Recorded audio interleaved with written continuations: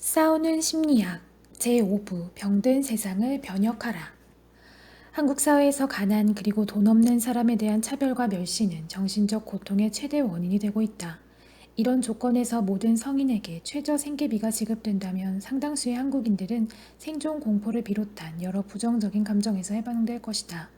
또 돈이 없다는 이유로 사람을 함부로 무시하고 깔보는 풍조도 약화될 것이므로 한국인들의 정신건강은 크게 좋아질 것이다. 1. 사람은 세상을 변혁할 수 있는가? 사람만이 희망이다. 과학기술에 힘입은 생산력의 급속한 발전으로 오늘날 인류는 최고의 물질적 풍요를 누리면서 살 수 있게 되었다.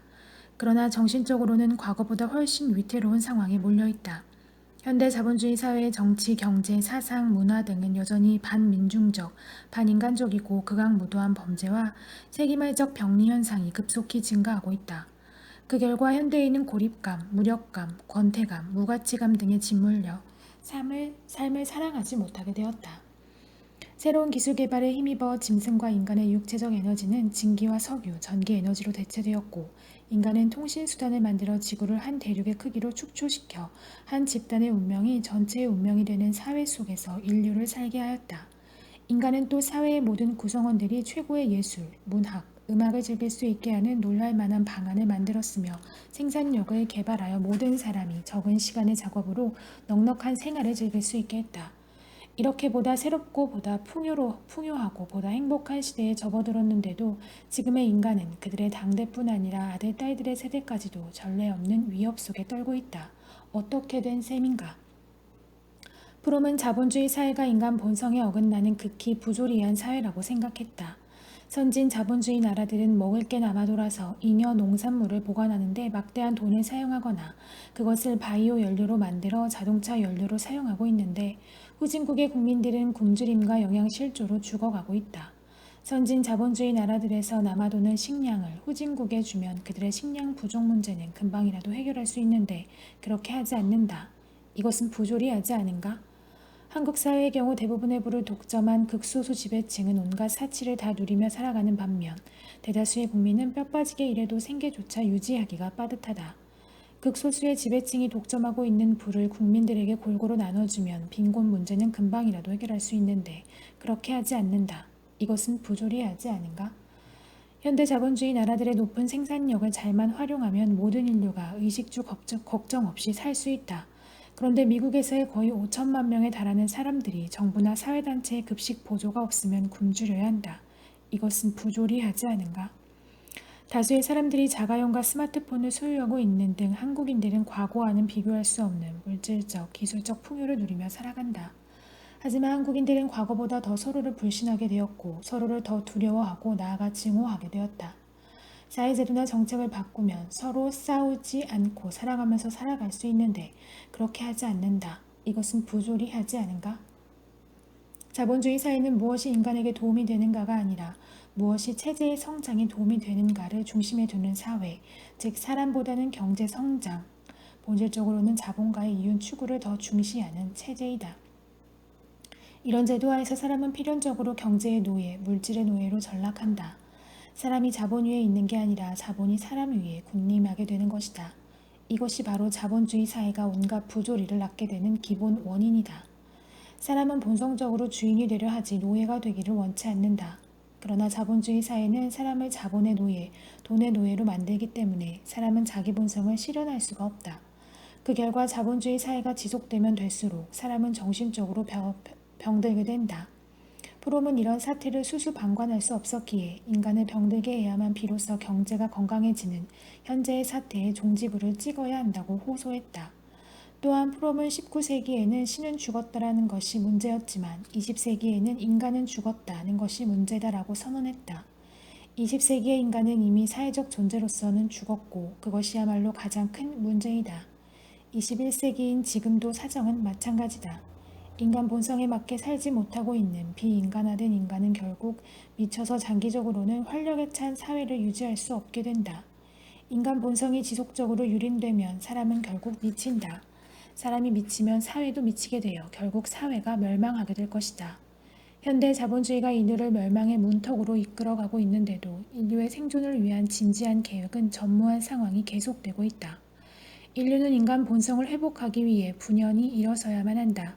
그것만이 인류를 멸망에서 구원할 수 있다. 이런 의미에서 사람만이 희망이다라는 말은 절대적으로 옳다.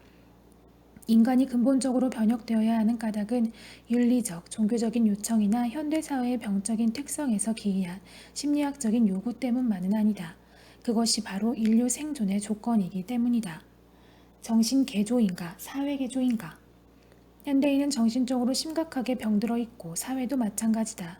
따라서 사람과 사회를 모두 변혁해야만 현 시대의 문제를 해결할 수 있다.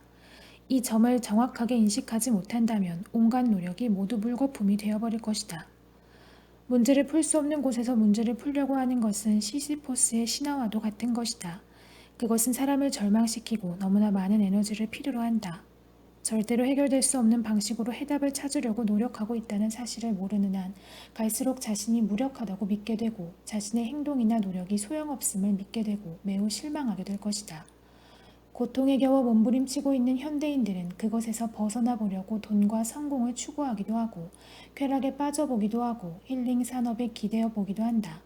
그러나 그런 것들이야말로 문제를 풀 수 없는 곳에서 문제를 풀려고 하는 것이다. 현대인의 고통은 오직 사람과 사회를 변혁함으로써만 해결할 수 있다. 사람과 사회를 변혁해야 한다는 프롬의 의견에 동의한다면 사람을 먼저 변혁해야 하는가 아니면 사회를 먼저 변혁해야 하는가 하는 문제를 검토해 볼 필요가 있다. 즉 정신혁명이 더 중요한가 아니면 사회혁명이 더 중요한가를 알아야 한다는 것이다. 정신개조가 더 중요하다고 생각하는 이들은 사람이 일단 변해야 사회를 변혁할 수 있으므로 정신개조에 총력을 집중해야 한다고 주장한다. 일제식민강점기에 일부 민족주의자들이 주장했던 민족개조론을 대표적인 예로 들 수 있다. 그러나 프롬은 이런 견해에 찬성하지 않았다. 인간의 본성이 변해야 하고 그런 다음에 비로소 참으로 인간적인 사회를 구축할 수 있다는 것이다. 그러나 인류의 역사는 그들의 주장이 잘못됐음을 증명하고 있다. 순수한 정신적 변혁은 항상 개인적인 영역에 그치고 조그만 오아시스에 한정되었으며 또 정신적인 가치의 설교와 그 반대인 가치의 실천이 연결될 때 그것은 완전히 무력했기 때문이다. 인류 역사에는 정신 개조를 통해 세상을 바꾸려고 시도한 이들이 적지 않았으나 그것은 항상 소수에게만 영향을 미치는 공허한 메아리로 그치곤 했다. 사회 변혁을 지향하는 근본적인 정신 개조 운동을 지배층이 잠자코 두고 볼 리가 없다. 따라서 현대 자본주의 사회에서 대다수 민중의 정신을 개조할 수 있다고 생각하는 것은 주관적인 망상에 불과하다. 프롬은 소유냐 존재냐를 조판하기 직전에 그 원고 중에서 존재를 향한 단계들을 다룬 장을 뺐다. 정신혁명과 관련이 있는 그 장이 사회변혁이 아니라 자기 분석에서 행복을 찾기만 하면 된다는 식으로 오해받을까 우려했기 때문이다. 이 사례는 프롬이 사회개조를 더 중시했음을 분명히 보여준다.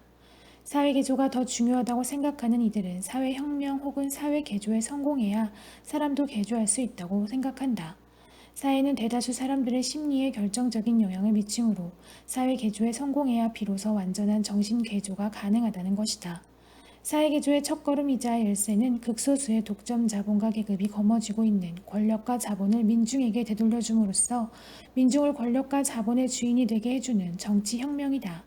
그런데 정치는 기본적으로 도덕적 가치 및 인간의 자기 실현의 영역과 분리될 수 없는 영역이어서 정치혁명은 정신혁명을 강력히 추동하기 마련이다. 예언 사상과 13세기 기독교 사상, 18세기 계몽주의 그리고 19세기 사회주의의 공통적인 것은 국가와 영적 가치가 서로 분리될 수 없다는 것, 정치와 도덕적 가치는 불가분의 관계에 있다는 것이다. 봉건제 사회에서도 자본주의적 인간은 존재할 수 있지만 다수가 될 수 없었다. 그러나 시민혁명이 성공하는 순간부터 자본주의적 인간은 급속히 늘어나고 자본주의가 공고해짐에 따라 대부분의 사람이 자본주의적 인간이 된다. 현대 자본주의 사회에서 근본적인 변혁을 주장하는 책은 절대로 베스트셀러가 될 수 없듯이 새로운 인간 역시 다수가 될 수 없다. 오직 정치혁명에 성공해야만 대다수가 새로운 인간이 될 수 있다. 하지만 사회개조를 더 중시한다고 해서 정신개조를 부정하는 것이 아님을 명심할 필요가 있다. 정신개조 없이는 정치혁명을 이끄는 사회 집단이 출현할 수 없다. 이와 관련해 프롬은 다음과 같이 말했다. 사회의 변혁은 사회적 성격의 변혁과 상호작용을 한다. 인간의 마음속에 근본적인 변혁이 일어났을 때 새로운 헌신의 대상이 등장해 현재의 헌신의 대상을 대신했을 때 비로소 새로운 사회가 시작된다. 이를 도식화하면 사회개조와 정신개조는 다음과 같은 흐름에 따라 진행된다고 할 수 있다. 소수의 정신개조, 변혁 집단의 출현, 정치혁명 추진 더하기 정신개조의 심화와 대중적 확산, 정치혁명 성공, 정신개조의 급격한 심화, 확산, 사회개조, 대다수의 정신개조, 새 사회 건설 더하기 새로운 인간의 보편화. 이렇게 사회개조와 정신개조는 아주 밀접하게 연관되어 서로 영향을 주고받기 때문에 프롬은 둘 중 하나만 절대시하는 경향에 강하게 반대하면서 혁명적 인본주의를 제창했다.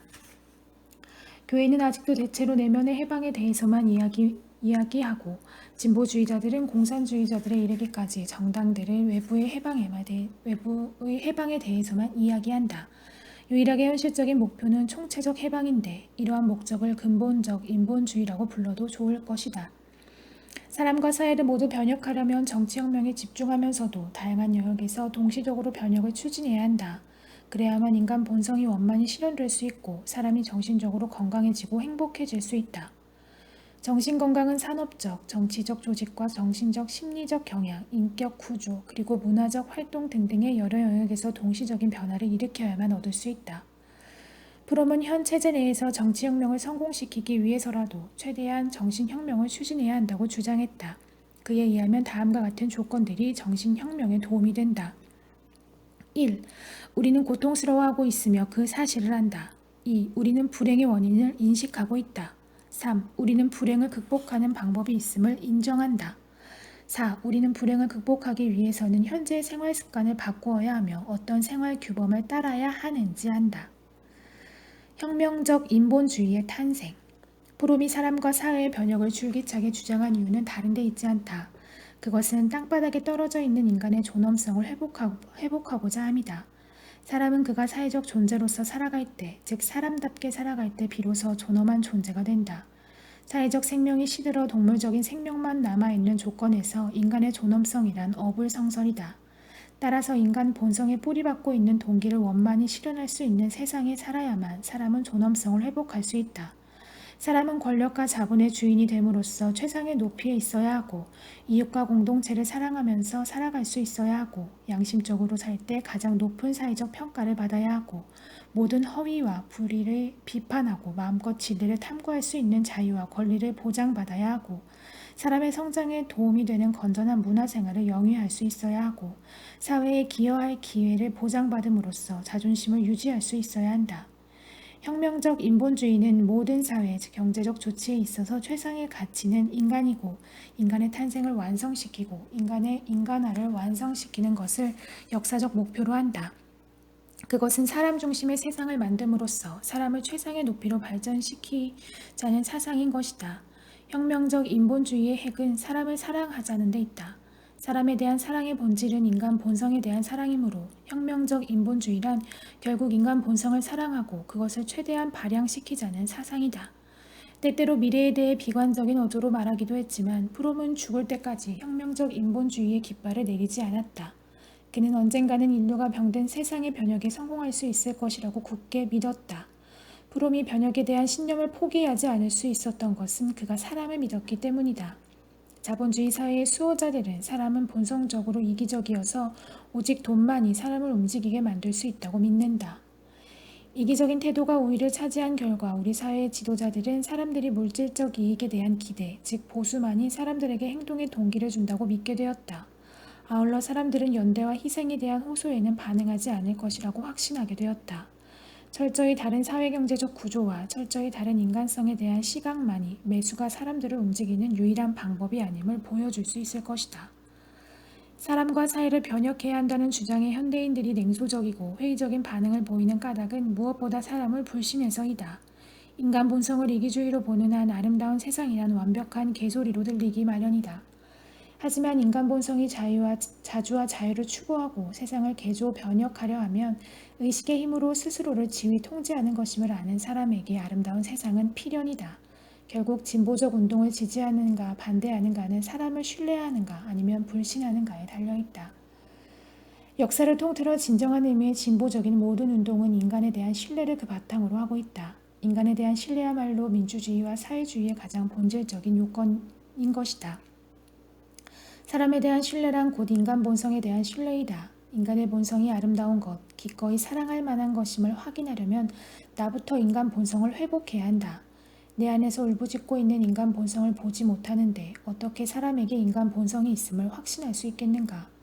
내가 인간 본성을 실현하기 위해서 살아가고 있지 않은데 어떻게 사람이 인간 본성을 위해서라면 목숨까지 바칠 수 있는 존재임을 확신할 수 있겠는가? 병든 세상을 변혁하기 위해 내딛는 첫걸음은 내 안에 인간 본성이 존재함을 확인하고 그것을 사랑하는 것으로부터 시작된다. 내가 나의 인간 본성을 사랑하게 되어 사람답게 살기 시작한다면 모든 사람에게 인간 본성이 있음을 믿게 될 것이고 변혁의 성공도 확신하게 될 것이다. 사람이 사람을 사랑하고 신뢰하려면 최상의 지위에 있어야 마땅한 사람을 야만의 정글로 끌어내려 동물로 전락시키려는 그 어떤 저열한 시도와도 타협하지 말아야 한다. 프롬의 말 그대로 인간이 사랑할 줄 알게 되려면 인간은 반드시 최고의 위치에 놓여야만 하기 때문이다.